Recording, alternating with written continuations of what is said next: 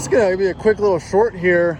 This sweet, I guess it's a Interceptor 3, so it's like a 72 or 73 or something.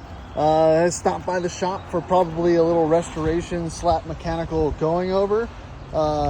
Great color. Obviously it's been sitting in a garage. It has that smell, that like, you know, it's kind of musty, I wouldn't say moldy, just, you know, car's been sitting in a garage type of smell. Finished in this cool blue color.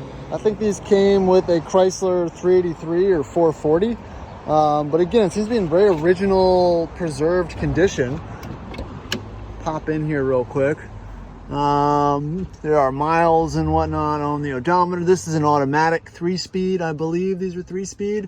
Look at those gauges. Look like, you know, pretty much anything else of the era.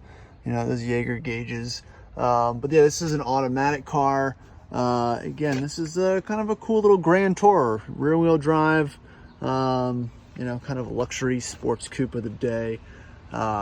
Very powerful, probably one of the more powerful European, or sorry, British based Grand Tours of the day. Again, good styling, pretty aggressive, kind of like a, you know, Aston Martin-esque, as it's kind of flanked by the Jags and Rolls Royces around it. So a lot of nice little pairings to kind of contrast the looks of it. But yeah, cool, interesting car. Again, I don't have the specs on it. It's not my car, it's a customer car.